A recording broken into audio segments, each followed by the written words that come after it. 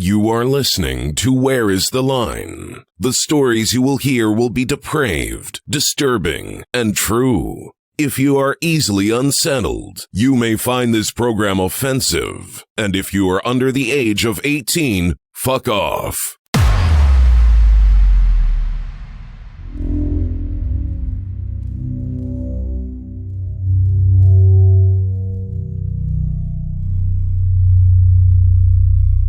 I realize for a lot of people that would be a very traumatic event, seeing somebody like all beat up and cut up and with their brains halfway down the interstate.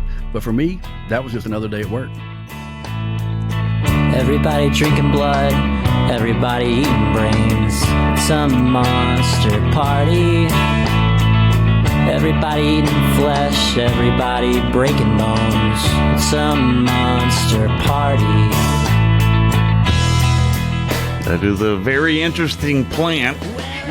Are we recording now? Thank you so much for listening to episode 39 of Where is the Line? I'm Kevin, and with me today for however many consecutive times, I don't even want to get into it, my good friend and occasional moral compass, Robin.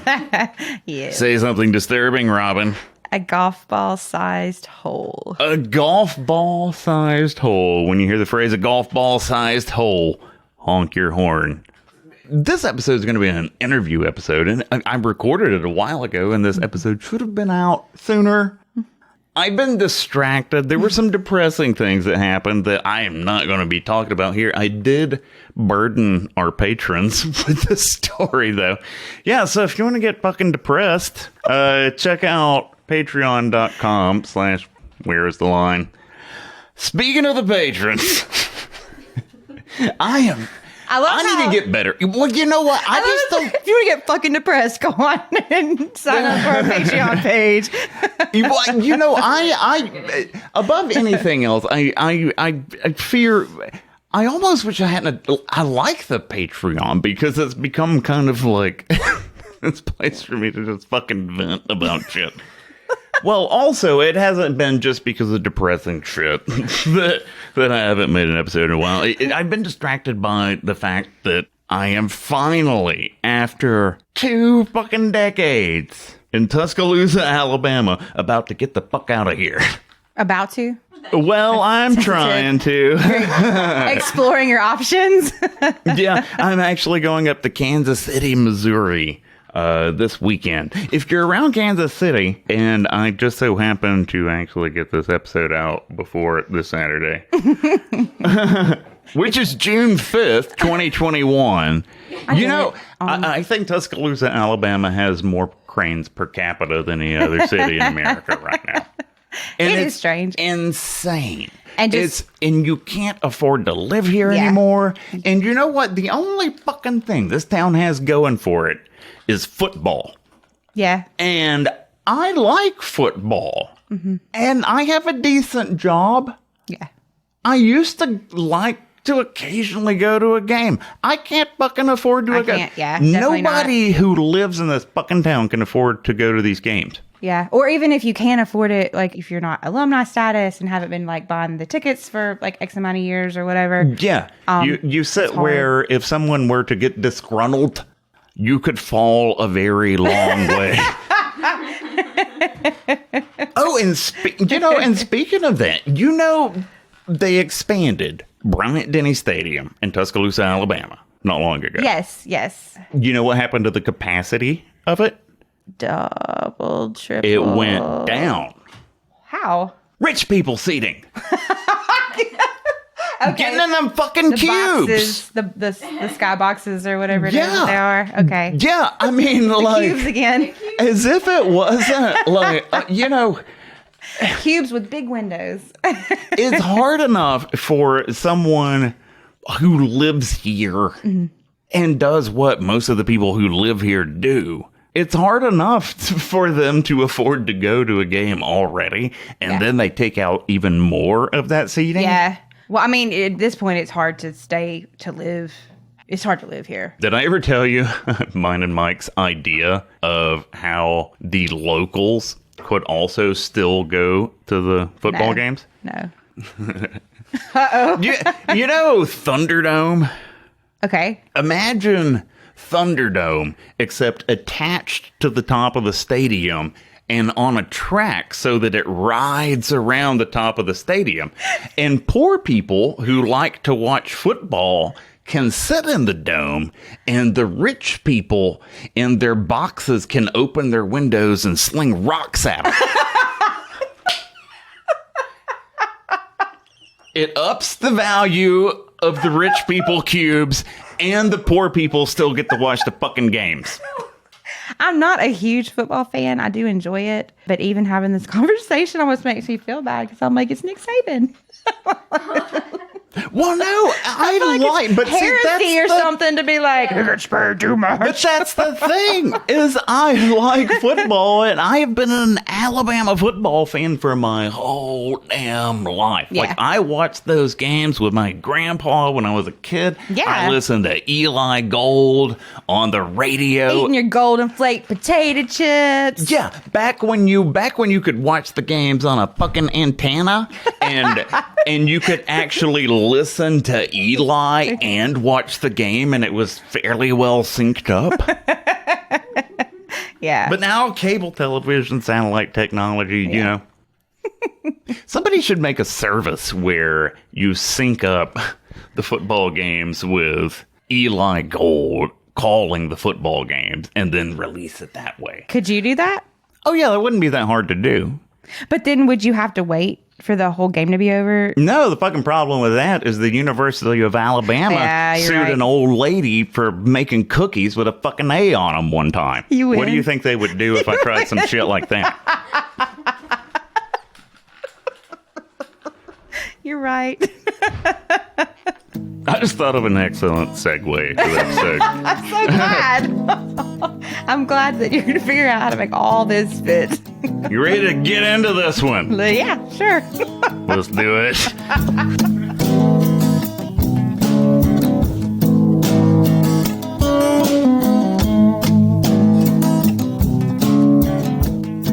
If you're listening to the sound of my voice, you're going to die.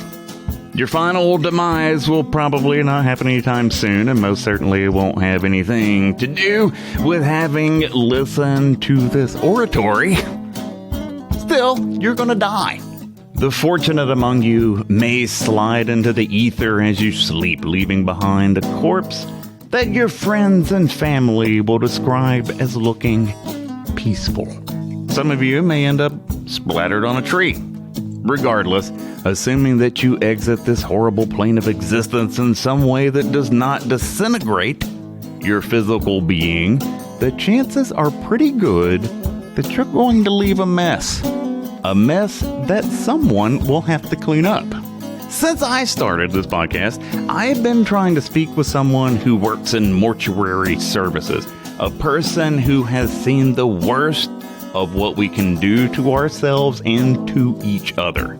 As it turns out, and as is the case with a great many things, I should have just asked my mother. As it happens, she knows people in this gruesome line of work. What you're about to hear might qualify as our first live show. For this episode, I traveled deep into the forests of Alabama to my mother's house. On her back porch overlooking the Black Warrior River, I spoke with a pair who have worked in one of the most unsettling occupations in existence. As we talked, a small group of family, friends, and neighbors joined us on the porch, and much like my interviewees and also myself, they were hammered. I mention this not only to set a scene, but also to explain the background chatter, strange wildlife sounds, and the occasional heckle that can be heard herein. Explanations for the preceding unusual audio artifacts concluded. I'd like to introduce you to John Raymond and Rachel, the corpse wranglers of West Alabama.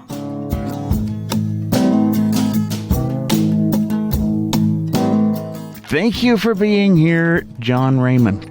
You're welcome. So what's the job you do? Now I work for a men's drug and alcohol rehab center. But for about 12, 15 years, I worked on ambulance. I was an advanced emergency medical technician. And for about 4.5 or 5 years, I worked as for a mortuary transport company. Mortuary transport company. That's and also there's someone else here, Rachel. Hi. So the mortuary transport, that's the part that you have worked with him. Yes, my dad owns it. We're mostly going to be talking to John. Good. But the last time that I was here, and I'm, again at my mother's place, so I'm talking to my mom's neighbor, and this is really fucking weird, right? I'm sorry, Mom. Like, how weird is it that you have a kid that is doing this right now? I don't care. I love it too. She loves you. No. She loves me. Yeah, that's But no, Rachel, the last time I was here, you mentioned for a minute when you first started this job, My very first call that I ran, you had trouble with it, and what happened? it was terrible. Do you mind? No, I do not. Okay. The very first call I ran was a guy that committed suicide. He shot himself in the head with a shotgun with the ceiling fan on. So you can imagine. With the ceiling fan being on is significant. Yes. How? Because when you walk in, after he shot himself, brain matter and blood was all over every single wall and the ceiling. So he must have had the gun under his chin, and then it blew up into the ceiling Yes. fan. I would imagine that's not something he foresaw. No, not at all. Yeah. But that fucked you up, right? Well, it did for a long time. I wouldn't get back on a truck for a long time because, like I said, What do you mean by get on a truck? Because I dispatched. So, I dispatched the calls. You didn't know what you had. The crew members found out when you go on scene. So when I think dispatcher, I think the person that's running, you get the calls, you tell people to go. How did you end up going out to a... Because my dad was short and just needed somebody to go with him. And, well, that's me. He was short. Yeah, short-staffed. So, Oh. yeah. Okay. Yeah, Not just short tiny. staff. Not. No, my dad's like Okay. 6'6". Yeah, no, he's Yeah, not. that doesn't make any sense. He's like 6'3". I'm a Yeah. very tiny man. I need my daughter to No, go. no. He car was accident. short-staffed and needed a body to help pick up a body.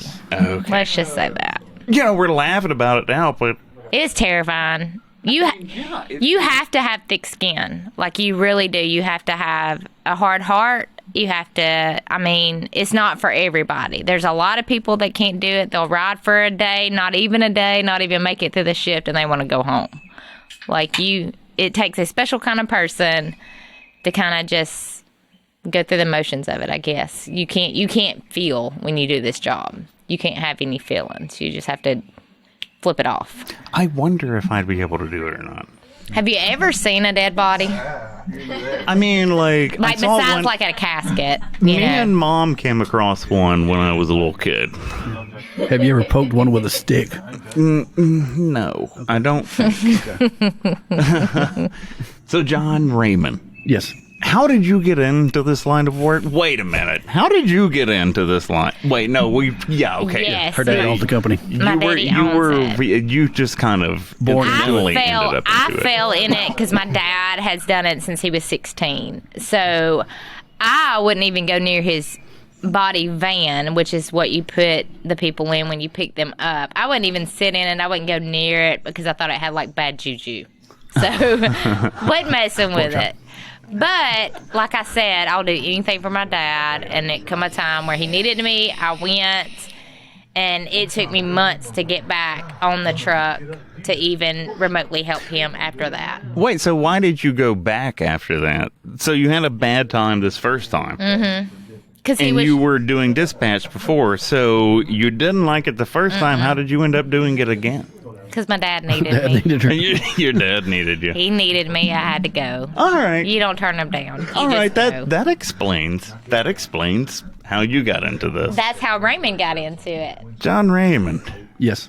Her dad needed somebody, and you did this too. No. So we worked at an ambulance company together. Me and Rachel worked at an ambulance company together. And one night her brother, Robert, was there. And I was off shift and I was just hanging out. And Robert's like, man, I got this coroner call. And I was like, I'll go with you. So I jumped in the van and rode with him. It was a man who had actually committed suicide in a cemetery. Was sitting in his car in a cemetery, had a Bible in one hand, a pistol in the other, and had shot himself in the heart. Shit. Who did he know in the cemetery? Do you know? No, we don't know. Yeah. Quick service. From the audience, maybe he was trying to be considerate. That was your first. That was the very first call I ran with her dad's company, and that was for free. Like I just did that because I was bored and had nothing else to do. So you show up to the cemetery. He was in his car, shot himself. Yeah, shot himself in the heart with a pistol. Had a pistol in one hand and the Bible in the other one. Shot himself in the heart. Mm-hmm. Is that not weirdly poetic? I mean, like most people shoot themselves in the head. There's right. Women when women commit suicide, they will usually shoot themselves in the heart and not in the head. This was a man, but yeah, I'd had a few people that have done that. Actually, one of them ended up being a guy that I knew that I worked with at the ambulance company that did the same thing, shot himself in the heart. Remind me to come back to that. Mm-hmm. Yeah, I talked to a mortician one time, and he told me that, you know, he works on corpses, and he gets suicides of all kinds, and women do tend to want to leave a better-looking corpse than men. Corpse, yep. Yeah, he said men will just blow their brains out all over the wall. Women will poison themselves or slit their wrists or something.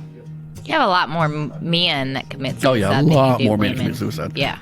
Than women. Yes.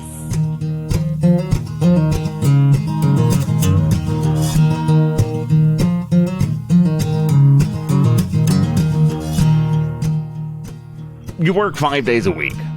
Usually about 3 days a week. I did three. It was a 3-2. It's called a 3-2-3 shift. So you work 3 days, off 2 days.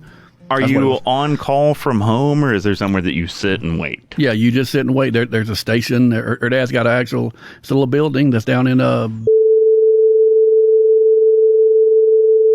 you just sit there and wait on a phone call. What do you call that building? The station. The station. Okay, so a call comes in. Yeah. Mm-hmm. What's the last call you did? The last call I did, all right, so her dad has several contracts with a lot of the funeral homes in the Birmingham area. So the last call I did is actually a guy who had died at a hospital down in South Alabama. And he was an organ donor, and I had to go pick him up and take him to the Alabama Organ Center so they could remove whatever organs he had donated. And then he was going back to that hospital that afternoon. That was the very last call I ran with him. Is that usually what you do, is the hospital kind of calls? Yeah, well, no, but most of them are going to be like for the funeral homes. So say grandma's at home and she's on hospice and she dies, you go to grandma's house or wherever she is, or to the nursing home or to the hospital wherever she is, and she dies, and you pick her up and take her to the funeral home. A lot of that. Those are the bread and butter. Not the calls that we're here to talk about. No. Yeah, so he has a contract with the coroner's office, and so anytime the coroner gets a call as far as homicides, suicides, car wrecks, drug overdoses, any kind of traumatic death, any kind of questionable death, you're rolling with the coroner to the scene of the call. You're going in with the coroner. You're rolling the body around, lifting up the clothing so he can take pictures. And let's not skip over some of that, because I feel like I probably have a greater morbid curiosity than most people. I still don't really know like the step by step, that to you is something you were like, okay, we just do the thing and we do this and we do that. Yeah. Most people don't know what the this and the that is. So let's say, what's one of the more, you're not shy about talking about it. So what's one of the more gruesome things you've come across? The car wreck on I-59 southbound, right about the Chalkville Mountain Road on ramp and where the 459 starts. So it was a lady that was driving a little SUV, had her friend with her in the passenger seat. Well, let's go back a little bit. So that night, did this happen at night? No, this was in the middle of the day, probably 2-3 o'clock in the afternoon. So you're sitting in this the station. Yeah, we're sitting in the station. And you get a call. What does the call say? Coroner call, I-59 southbound, Chalkville Mountain Road, and the 459 interchange. So they just give you the directions Yeah. and you take off. Yep. You never That's it. know what you're going to Yeah, have. you have no idea. It could be They don't tell you what to expect or anything. No. no. So it could be shooting. It could be stabbing. It could be a car wreck. It could be a suicide, drug overdose. You literally never know until you roll up on the scene. You have no idea. All right. So you get in an ambulance? No, they actually use minivans. Her dad uses minivans. Oh, so when you take off, you know that there's a fatality. Yes. Yeah. Oh, Okay, yeah. so Somebody's you dead. leave. On a coroner call, somebody is dead. They Okay. will call you. The answering service or the dispatcher will call you and say, you got a call with coroner, whoever, I-59 southbound between Chalkville Mountain Road on ramp and the 459 interchange. What does the van look like? I don't know if I've ever seen what I You probably identified have, as a you just don't coroner. know it. Exactly, which is why I'm wondering what it looks like. They're just minivans. They're just little minivans. They're kind of like White? where he's gone in there. No, they're all different colors. To where he's gone in there and stripped everything out, and there's just a little area in there for the stretchers to go on, and that's it. So they're just purposefully Yes. nondescript Yeah. looking. Yeah, there's a couple of them that say mortuary transport on them, or there used to be when I worked there. There was a couple of them that actually said mortuary transport on them, but for the most part, they're just nondescript little passenger vans, just like any soccer mom would drive. That's fucking amazing. Yep. Most people don't know that. You No, they know don't. that most people don't know that. Yeah. You would not know it. If you pulled up beside one, you would not Yeah. know it because the windows are tinted. You can't see inside, so you Yeah. have no idea that you. Yeah, You I know, pulled up at roll a up. drive-through one time. It's the McDonald's. I was coming back from somewhere, and I was going through the drive-through, and the girl was like, "What's that you got in the back?" I said, "It's a dead body." And she said, "Are you serious?" I was like, "Well, yeah, I'm serious. It's a mortuary transport." And she handed me my food and shut the window real quick. So that kind of brings us back. We were getting into one of the more gruesome things you had ever seen. Correct. All right. So you get the call. Yeah. You head out. Yeah. So you we get there. Yeah. So we get there, and there's a SUV that had been overturned. I couldn't tell you how many times. And so what had happened was, this lady was driving. Somebody sideswiped her. Her friend was in the passenger seat, and when it rolled over one of the times, like the roof came down to basically like a point right there, and knocked about a golf ball size hole in the side of this woman's head. And so as they're rolling over, probably 3 or 4 times, her brains are basically all over the interstate. So we get there, and like we have to get her out, and so the coroner's like, "Hey, I'm gonna need you guys to go pick up that brain matter." So I had to tell the police officers, "Hey, we need y'all to shut down the interstate for us so we can do this." So they shut down the interstate, and we walked about 150 feet, maybe 200 feet back up the interstate with a plastic bag, picking up brain matter and putting it in the bag and putting it in the body bag with her. That's a job I don't think most people can imagine doing. No. So like about a year or so later, I get a phone call from this guy, and he's an investigator, and he's investigating this wreck. So the family was going to sue the manufacturer because they were saying she had her seatbelt on, and the seatbelt should have protected her. So he was coming to talk to me, just like, "Do you remember if this lady had her seatbelt on or not?" Hey, can you, I'm sorry. Yeah. Can you describe that? Because you said something about a Yeah. golf ball size Yeah. hole. Yeah, she had a golf ball size hole, like right in the very top of her head, to where basically like when the car was rolling, of course the glass busted out of the vehicle, and her brains were just, I guess, just spilling out all over the interstate as they were flipping over, because it was like every probably 20 feet there'd be a puddle of brain matter. Puddle of brain matter. Out of like a golf ball size hole. Oh yeah. I would have that's interesting. I would have thought that your brain was. It's kind what's of the word under I'm pressure in thinking your of? head. But still, I would have think that it would be, what's the goddamn word? Moist. I would think your brain would be moist enough to hold itself together It's really like hamburger and meat. not Yeah. all fly out No. of a golf ball sized hole. It's like hamburger meat. If you ever want to know what brain matter feels like, it feels like room temperature hamburger meat. So get you a pack of hamburger meat, set it on your counter, let it get to room temperature, run your fingers through it. That's what a brain matter feels like. Wait, why do you know what it feels like? I would have thought you would use a shovel or something. No. Oh no, you put gloves on and you got pick it gloves up on. by your hand. Yeah, and pick it up with a hand. Yeah, that's why Rachel won't make meatloaf without wearing gloves. True story. True story. I won't touch any kind of She meat won't touch without gloves hamburger meat because without it's gloves just on. Weird. True story. It's weird. I mean, when I mess with hamburger meat, it's like brain matter. It don't bother me. So I was on the way up here. I was trying to think of questions, and I came up with one. So I just want to go ahead and ask it. Yeah. So I'll make sure I don't forget. Have you ever missed a piece? As in, Yes. has someone ever called and said, "Hey, there's still a hand out here"? No. So we picked up a call with the coroner one time. This guy had went out in his front yard with a rifle, stuck it under his chin, and shot himself. And so we're there, and we're bagging him up and everything. And the coroner goes, "Hey, you guys got a ladder?" And I was like, "No, we don't have a ladder." Why? He said, "Because there's some stuff up on the roof."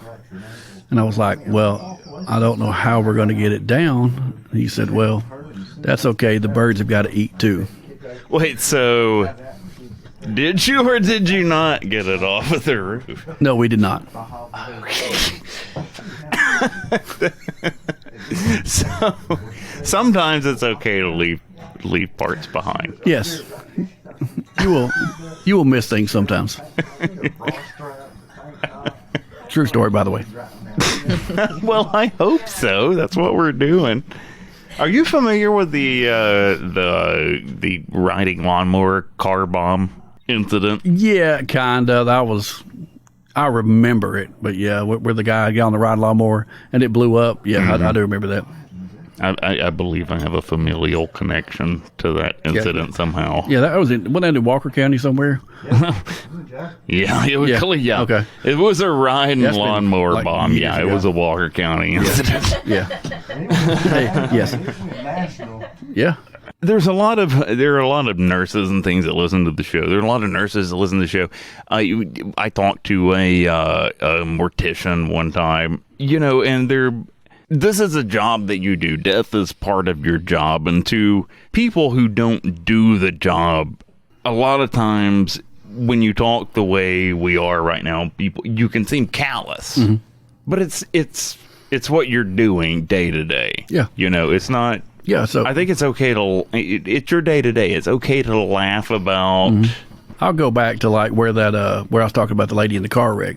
So about a year or so later, I had to talk to a traffic or an investigator. So the family was trying to sue the manufacturer because they were saying that she had her seatbelt on. So he came and he was asking me, he was like, "Do you remember if she had her seatbelt on or not?" I said, "Man, that's been like 2 or 3 years ago. I really don't remember." So he kept like pressuring me, like, how do you not remember this? How do you not remember this? And I said, "Well, man, let me put it to you this way, okay? I realize for a lot of people that would be a very traumatic event, seeing somebody like all beat up and cut up and with their brains halfway down the interstate. But for me, that was just another day at work."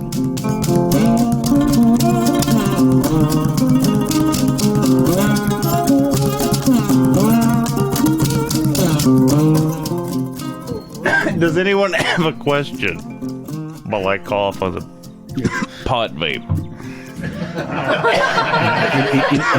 Any comments from the peanut gallery? We have a question up here. Yes. Yeah. Do you have nightmares about this stuff? Ew. Do you have nightmares from the audience? You would say you would have nightmares from the crazy stuff that you've seen and the bad stuff, but you really don't. The ones that stick to you really and truly, for me anyways, is when you pick up a child or, where there's I guess somebody 18 and younger to me is a child because I have kids and I know Raymond has kids. And when you pick up children like that, those kind of stick with you. And those are the things that you really dwell on. You don't really dwell on the bad stuff because bad stuff happens all the time. And it's an automatic, you just come numb to it, I guess to say. But as far as kids and older couples who have been married for 50 and 60 years and you have Papa crying at the table or Mama crying, don't know how they're going to live without the other. Those are the ones that get to me the most. Those are the ones that I'm more sensitive to than homicides and stuff like that. Those are the ones that get me. You don't really think about the hardcore stuff. Like you don't, because it's so common. You pick up so many car wrecks because of so many different things. I mean, there's a ton of car wrecks that you pick up. They're all the same to you when you get to it. But for me, it's children. Children and older people are the ones that break my heart. Older people, I think. Yeah. That would bother me. When you have Papa, when you walk in and you have Papa sitting at the table crying because his wife of 50 years has passed and he's like, I don't know how I'm going to make it without her because she's done everything. Those are the ones that get me. Do you want to go there? Do you want to go in? Sure. I mean, we've kind of established that you guys are not the kind of people who are like, oh, I'm going to pick up a dead baby off the side of the road. Ha, ha, ha, ha, ha. No. I mean, we're laughing about things, but also, I mean, this is a job that can be it's fucking hard. taxing, I would imagine. Yes. So, emotionally taxing. Yes. What's some of... do we want to get into some of the emotionally taxing things? Sure. Yeah. Fuck it, why not?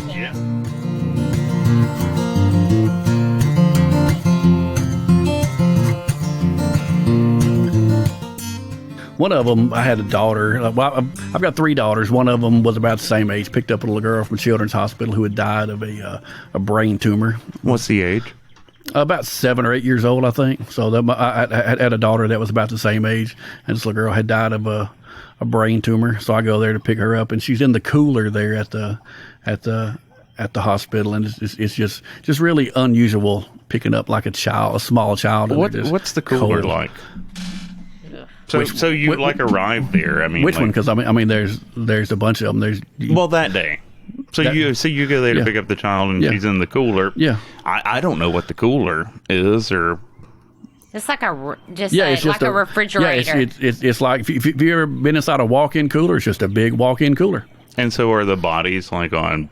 They'll be on like tables or they're drawers. They're not like movies. You know how they hold they pull the door open and one slide big wall the with all body the drawers. out. Yeah, that's what I'm getting at. That does not happen. I've never That's seen not one. reality. That is not reality. You have tables, and that's what they're sitting on, and a lot of times they're already in bags or something like that. But it's not like TV. So when you think that it's all nice and neat and everybody's in a wall and you just open a door and you pull a body out, this is not CSI. No. Do the tables have wheels? Yes. Yes. Okay. At least that. It's a big metal table. Yeah, I did imagine the tables would have wheels on them. Yep. Yep. But they're usually on tables. They're not in some drawers. Or no. They'll be on like a big metal table. In a big, if you've ever been like a restaurant walk-in cooler or anything like that, that's about what it is. They'll usually be bigger than a restaurant walk-in cooler, but it's basically just a big walk-in cooler, like a beer cave. Yes, like a beer cave, a body cave, if you will. Where were we going with this?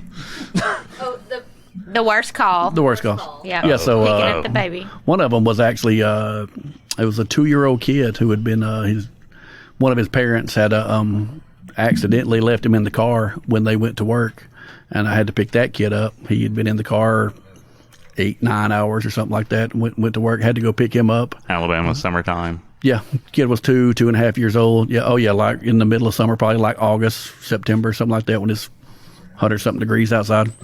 Yep. You called me on that day. Yeah, I did. I called a lot of people that day. Yeah.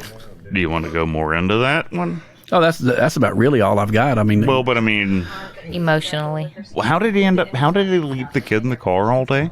The dad had went to work, and the mom had usually taken the kid to daycare, but for some reason that day the dad was supposed to do it, and Dad was not used to doing that. Yeah, take him to daycare while the parents went to work. So this isn't. We're not talking about like a bunch of strung out No, meth not at all. addicts. Not We're at talking all. about Not at all. some like Functional adults. decent people Yes, absolutely. that just made a mistake. Yeah, and evidently Dad had just got in going to work mode, and the kid fell asleep in the back of the car and just drove to work, got out, and didn't think about him until he got back in the car that afternoon when it was time for him to clock out. How old was the kid? 2.5. So you said you started calling people. Oh yeah. Like I've always been able to I don't know how to say it, but just emotionally detach myself. So, I get there, I'm in the mode of I've got a job to do. This is what I've got to do. But once it's over, and you turn that detachment back on, then if I had to call my wife, I called Rachel, I called quite a few people because I was pretty emotional about it. You had one of those moments?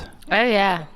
I think mine wasn't so much a child. Like I said, when we were talking about last week or the last time you were down here, I told you I had those mothers that bought their sons matching crotch rockets for graduation presents. And they were racing or running or riding or whatever you want to call it. It took me a minute on the crotch rocket. Yeah. You mean like a little ninja motorcycles? Yes. Yeah.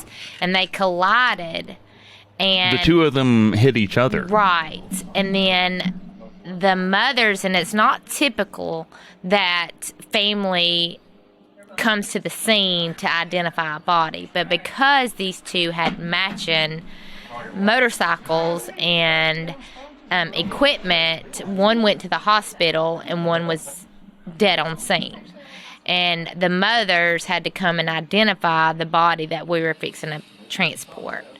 And these mothers, God love them, especially the mother that was, of the deceased son, broke down, and she's apologizing for, buying the crotch rocket for her son. But I cried on scene with him, me and my partner both, because we were both females and we both had kids. And, that was a tough one. That How was old probably were they again? 17. 17. Fixing to graduate. They were seniors. They were both seniors in high school. Doing One made some it. shit that I would have done when I was 17. Exactly. But when you do this type of job, you think a lot about your kids and what you will and will not allow.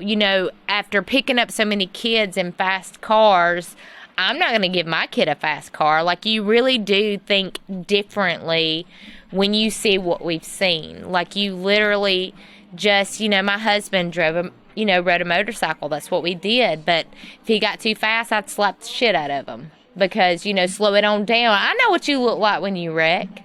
Like, I know the ins and outs of it. You think, even though you act like it doesn't bother you, it still lingers on some of the things that you've seen and how things happen. You base it upon your children or your family, and you change behaviors because of what you've seen. So although we laugh and cut up and, joke about stuff, it makes you see things in a different light. It really does.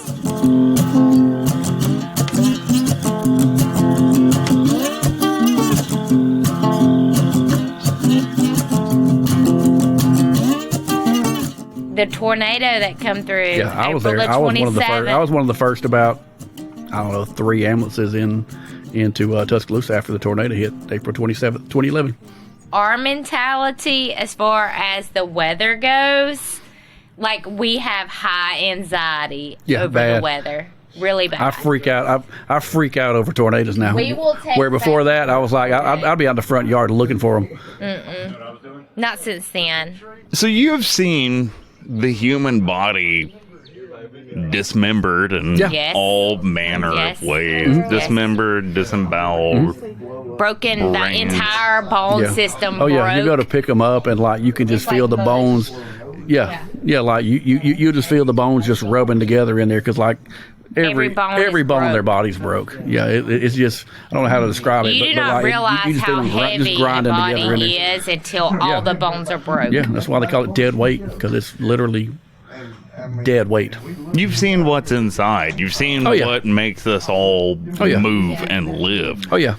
I mean, that has to make you think about your own mortality. Just let me go in my sleep. That's all I'm saying. The ones that would get to me, like a lot of times, would be like if you run a car wreck like early in the morning. So I would always think like, man, this person got up this morning, got ready for work just like every other day, kissed their wife goodbye, ate breakfast, washed their hair, brushed their teeth, having no idea that this was their last day on earth. Those kind of weirded me out sometimes. And haven't seen that so many times still. Mm-hmm. Do you feel like it could ever be you? Oh yeah, absolutely. Really? Yeah, absolutely. Every day. Every day. You do not forget. Do you really? Because Yes. I will say, oh yeah, that could be me. That could absolutely be me on the way home. The difference But I is, don't believe it. but you don't And I feel see like it. I don't believe it in a way that I can't believe it unless I am somebody who has seen it. Yes, when And I you haven't see seen it, you will know that any given day can be you. You can be be your last day. driving down, minding your own business, and I know you know it. You can be driving down and a car swerve and hit you, and you're gone.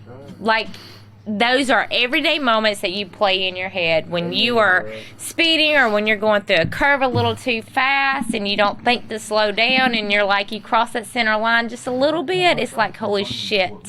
Like, I remember a call that I ran, and this is what happens. Like, for me, I had huge anxiety about it. And of course, Pork Chop, riding with him on the back of a motorcycle, all I could think about was getting hit all the time.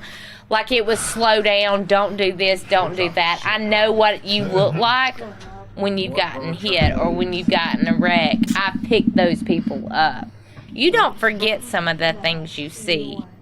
It is embedded in you, and you think about it all the time. I feel like a lot of people, if they spent their working day seeing the worst things that can happen to people on accident, that they had no agency over, no control of that. That would make a lot of people fearful. Just in general. Neither of you strike me as fearful people. No, not at all. Nah. So how do you... It's a different breed. Like, I keep saying that, but literally, so many people have tried to do this job, and so many people can't. They'll either work an hour, their first call, they're ready to go home. They don't want the job anymore. Well, but you were ready to. You were done after the first one. I was done, but at the same time, I'm such a daddy's girl, and when your daddy says, hey, I need help, you just kind of go.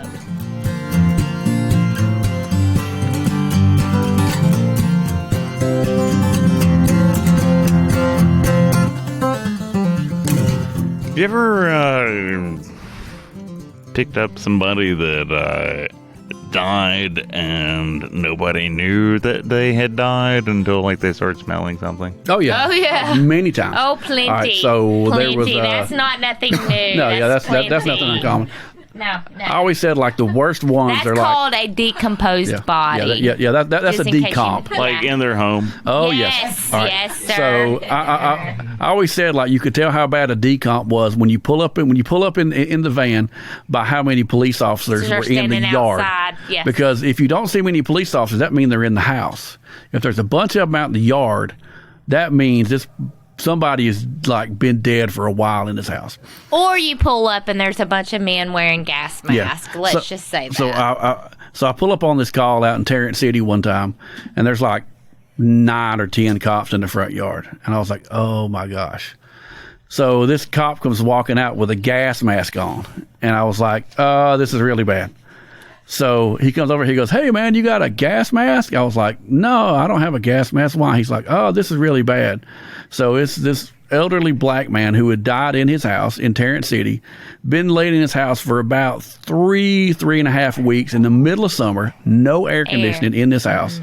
It was to the point to where when you got in there, you could literally hear the maggots on his body. Like hear them, like standing close to the body, probably 3-4 feet in the body. You could hear the maggots consuming the body. Was it like a...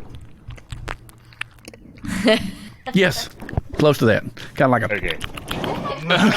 And a bunch of flies buzzing yes, and around. flies. Yeah, that's actually what that's actually what kind of like the Amityville Horror. That's like what alerted one of the neighbors because they hadn't seen him in a while, and they noticed all the flies in the windows. What was this podcast called? I have no idea. This is my biggest fear. This is what's going to happen to me. I am going to die alone. I will be found by you. This is. Just make sure you have pants on. You would not believe, not to change the subject, but you would not believe, all you out there, you would not believe how many people die butt naked. True statement. There are so many people that True die statement. that I have picked up that are butt naked. Nothing. What are not, they usually- Not even socks on. Butt Usually naked. having done. What were they doing? Like they just fell in the shower? No. Just Laying like in the they were chair, laying in the masturbating? bed. What? You don't know. yeah, I saw that one time. Yeah. But like Is that common? what's that? Like guy while dying masturbating? while you're masturbating? No, I don't It's know. not I mean, common. I wouldn't say because you don't get a lot of those. but like seriously, What's the age group that dies? oh, this will be like anywhere from about the 30s to the 50s. Butt naked, not a stitch of clothing on, nothing.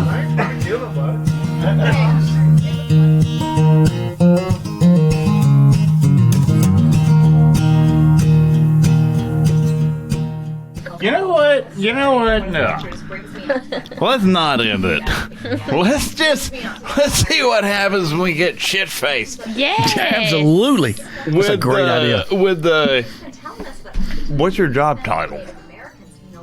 Corpse Wrangler. Corpse Wrangler. Getting shit faced with the Corpse Wrangler.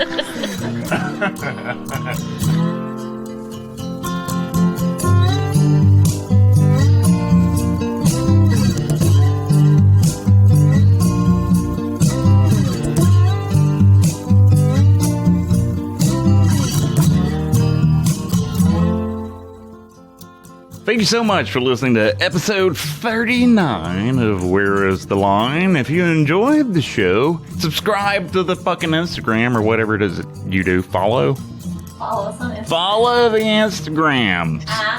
At Where Is the Line Podcast. At Where Is the Line Podcast.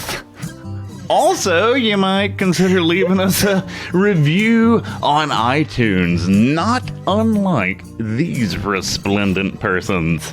From Angthorn, one of the best. I do not remember how I found this podcast, but well, it was Hollywood Crime Scene. But I basically binged all episodes in 3 days. Wish I had found it earlier. Kevin and Ashley, or whoever co-hosts. Hi, my name's Robin. Are all hilarious. The banter makes me wish I was part of their friend group. You could absolutely be part of my friend group if I had one. Do you happen to live in Kansas City? Yeah, if you're in Kansas City, I'll be there this Saturday. Assuming I get this episode out this week, and if I don't, you Sorry, missed I it. missed Yeah, it's on you. You missed it. The banter makes me wish I was part of their friend group. Top of my most listened to podcast. P.S. I have the same feelings about children. God, I hope you live in Kansas City. Sounds like we get along. You like me and you hate children. That's pretty much all the criteria there is for that. Metal Princess 861 writes, where has this been? Thank you, Hollywood Crime Scene.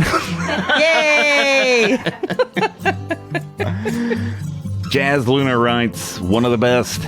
I'm barely on episode 5, and by the first episode, I already concluded that this podcast is absolutely amazing. I love that they go into detail and specifics, something I crave from other podcasts. This is the first one I have no complaints about. The hosts are funny with great chemistry and stay on topic. I also love the Sword and Scale shout out. You know, I'm not sure if what I do about Sword and Scale is really what you call a shout out.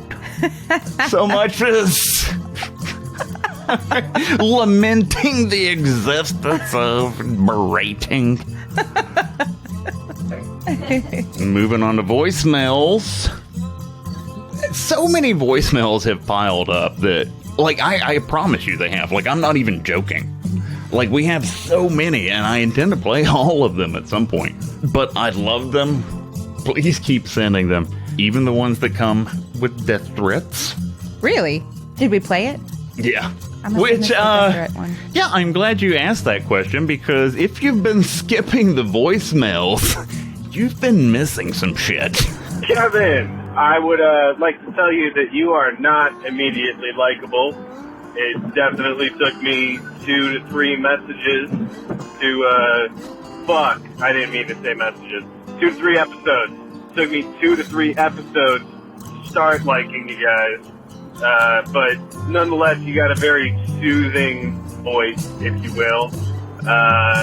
Totally dig the podcast. Totally dig the topics. I have found out about you guys from the last podcast on the left. Fucking love those guys. And I have now listened to all of your episodes, and they fucking rock, man. Big props to you, even though, you know, you gotta take some time to really get into it. It's kind of like watching a shitty Netflix show, but eventually you realize that you put like 3-4 hours into it, and you're like, all right, well, now I like it. That's you guys, you know, and that's something to be proud of. So you got that going for you. Yeah. Side note, love that you guys are from Alabama, too. That's cool, because Alabama doesn't have a whole lot going on for it, at least in the rest of the contiguous states. We tend to think you guys are all general hillbilly pieces of shit who are fucking their cousins, but you guys make some people second-guess it. Make some other people probably feel reinforced in that belief, but, you know, whatever. Love you, degenerates.